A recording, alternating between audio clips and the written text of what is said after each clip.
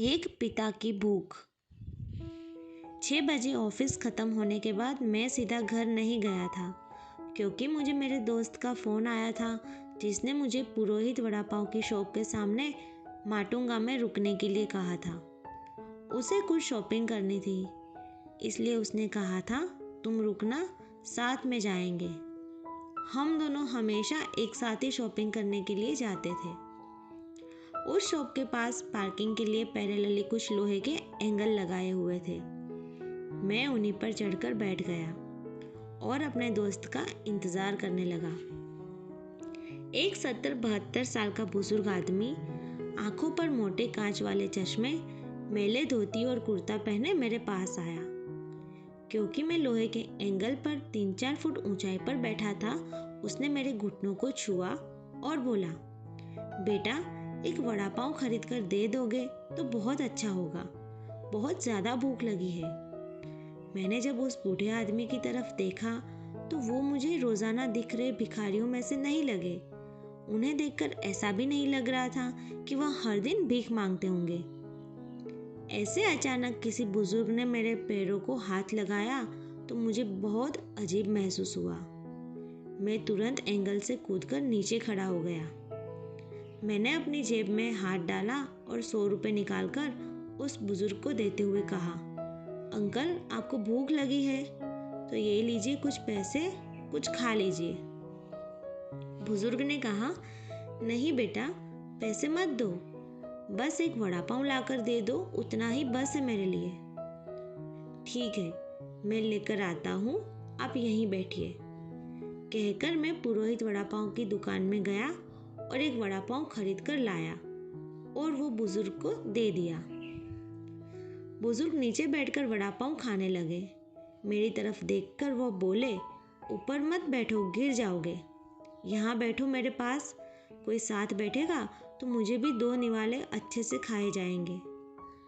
मैं उनका कहना टाल नहीं पाया और उनके साथ नीचे ही बैठ गया। फिर मैंने ऐसे ही उनसे सवाल करना शुरू किया, कहाँ से आए हैं, कहाँ पर जाएंगे, किससे मिलने आए हैं, वगैरह वगैरह। मैं बरेली से आया हूँ, एक छोटे से गांव में रहता हूँ। यहाँ मुंबई में मेरा तुम्हारे जितनी उम्र का एक बेटा है, एक बड़ी कंपनी में इंजीनियर है, उससे मिलने आया हूँ। 3 साल पहले उसकी शादी हुई, लव मैरिज। बहू पढ़ी लिखी है, नए विचारों वाली। उसे सास ससुर यानी कि हम पति पत्नी गंवार लगते हैं, इसलिए हमारे साथ रहना उसे अच्छा नहीं लगता। इसलिए बेटा अब अलग रहता है, यही मुंबई में 3 सालों से। परसों मेरे इस मोबाइल पर उसका फ़ोन आया था। कह रहा था अमेरिका में नौकरी मिल रही है, बीवी को लेकर जा रहा है अमेरिका 12 साल के लिए। यहाँ मुंबई में था तो 6 महीने में एक बार आता था हम बूढ़े बूढ़ी को मिलने के लिए।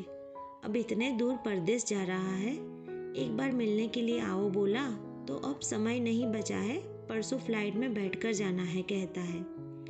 अब 12 साल के लिए जा रहा है, पता नहीं तब तक हम जिएंगे या मरेंगे, इसलिए सोचा खुद ही जाकर उसे मिल लेता हूँ। कल शाम से एयरपोर्ट ढूंढ रहा हूँ, लेकिन यहाँ के लोग कहते हैं कि इस एरिया में एयरपोर्ट है ही नहीं। बुजुर्ग ने एड्रेस वाली चिट्ठी मेरे हाथ में देते हुए कहा। उनकी बात सुनकर मैंने कहा, लोग सच कह रहे हैं, एयरपोर्ट यहाँ नहीं है, सांता क्रूज में है। बुजुर्ग ने मेरी तरफ देखकर कहा, लेकिन परसों जब बेटे का फ़ोन आया था तो उसने यही पता लिखवाया था मुझे। लगता है ये फ़ोन भी खराब हो गया है, फ़ोन ही नहीं आ रहा है बेटे का। मैंने बताया था उसको कि मैं उससे मिलने आ रहा हूँ मुंबई। कहते हुए बुजुर्ग ने मोबाइल मुझे देखने के लिए दिया। अब मेरे हाथ में चिट्ठी और एक हाथ में मोबाइल था। मैंने मोबाइल का बटन दबाकर देखा तो मोबाइल अच्छे से काम कर रहा था और मोबाइल में नेटवर्क भी पूरी तरह से आ रहा था। मैंने उनसे पूछा, आपने नहीं लगा के देखा फ़ोन बेटे को? मुझे कहाँ लगाना आता है बेटे को फ़ोन, कोई फ़ोन करता है तो उठा लेता हूँ बस, उन्होंने कहा। मैंने रिसीव कॉल में जाकर आखिरी आए नंबर पर कॉल किया। 2 रिंग बजने के बाद कॉल कट कर दिया गया। फिर मैंने एड्रेस की चिट्ठी खोलकर देखी। उसमें जहां हम बैठे थे वहीं का एड्रेस था, यानी कि जानबूझकर गलत एड्रेस दिया गया था। मैं समझ चुका था कि गलत पता देकर लड़का अपने माँ बाप को टाल रहा था और अब वह उनका फ़ोन भी नहीं उठा रहा था।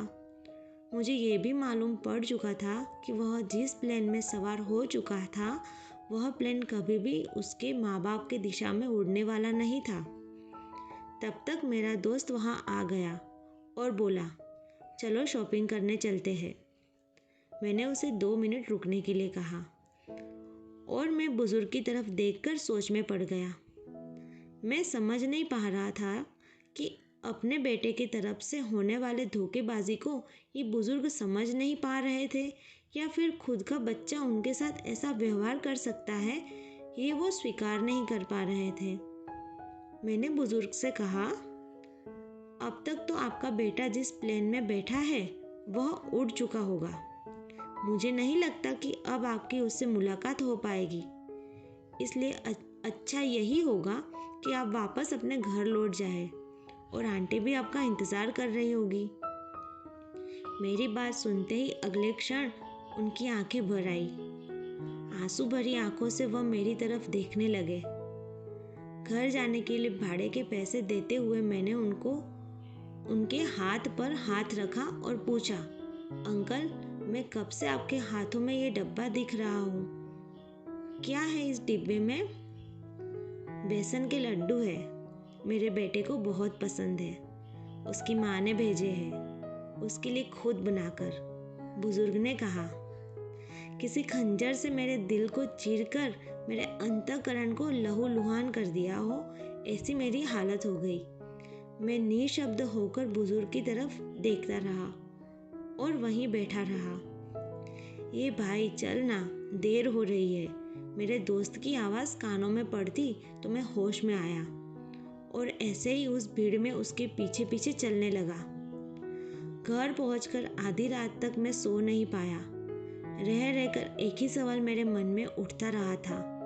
एक वड़ा पाव की भीख मांगने वाला वह बेचारा आदमी भूख से बेहाल होने के बावजूद भी अपने साथ लाए उस बेसन के लड्डुओं में से एक लड्डू खुद नहीं खा सकता था क्या?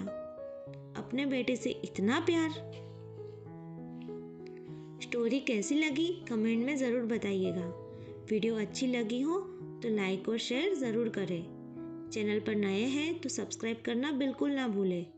अब मिलते एक नई स्टोरी के साथ, तब तक के लिए बाय।